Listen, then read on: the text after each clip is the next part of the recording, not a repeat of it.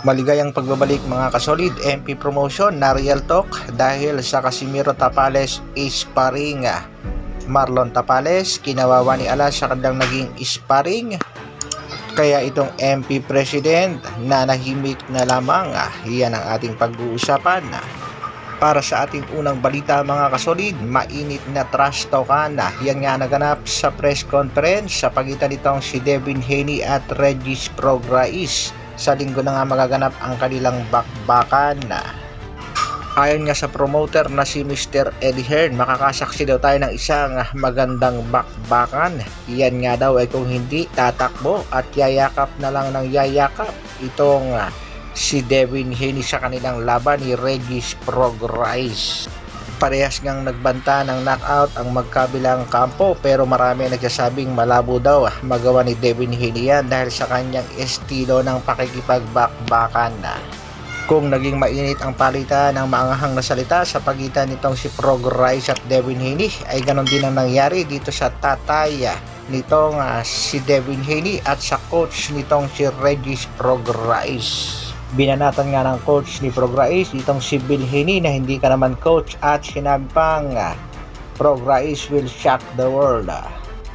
Samantala sa December 19 ang comeback fight ng ating pangbatong si Mark Magnifico Magsayo kontra nga dito kay Abelar. Asahan na natin ang panalo ng ating pangbatong si Mark Magnifico Magsayo. Ito nga ang kanyang unang sabak sa super featherweight division. Sa kabilang balita naman mga kasolid, ilang araw na nga lamang ay magaganap na ang bakbakan sa pagitan ni Marlon Tapales kontra Japanese monster Naoya Inoue. Ayon nga sa mga nakaka-sparring ng ating pangbatong si The Nightmare, malaki talaga ang tsansa daw na manalo ng ating pangbatong si Tapales dito sa Japanese monster na si Naoya Inoue.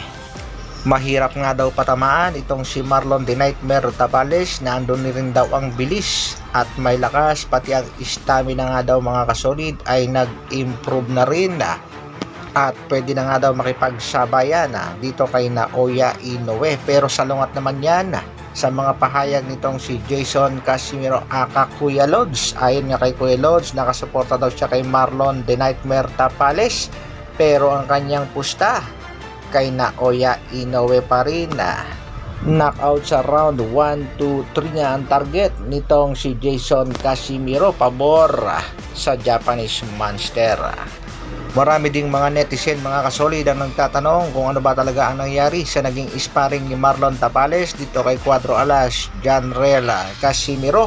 Nung nasa MP promotion pangaraw itong ating pangbatong si Alas ay nagkaroon ng sparring sa pagitan nitong si Tapales at ni Cuadro Alas na kung saan marami nga ang nagsasabi kinawawa lang daw nitong si Angas ng Pinas itong si The Nightmare sa kanilang sparring.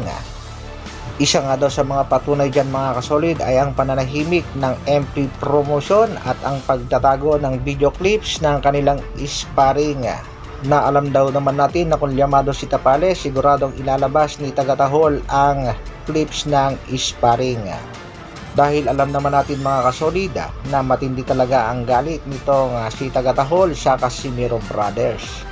Pero kung sa bagay, matagal na rin naman yan at siguradong nag-improve na rin talaga itong si The Nightmare Marlon Tapales. Kaya good luck sa ating pangbato sa kanyang laban kontra Japanese monster Naoya Inoue.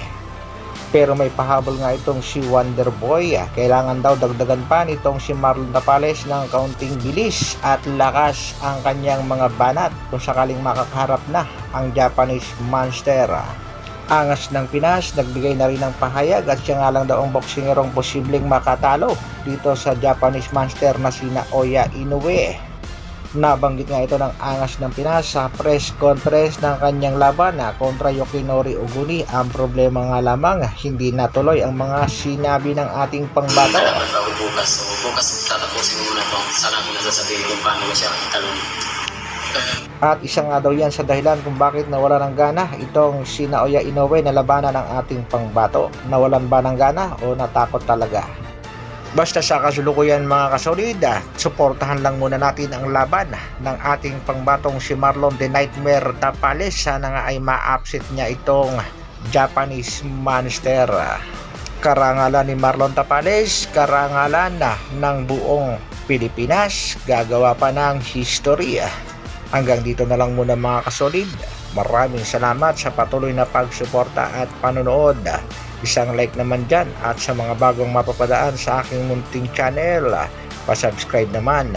Mabuhay Dr. Alvin Vlogs. Brrrr.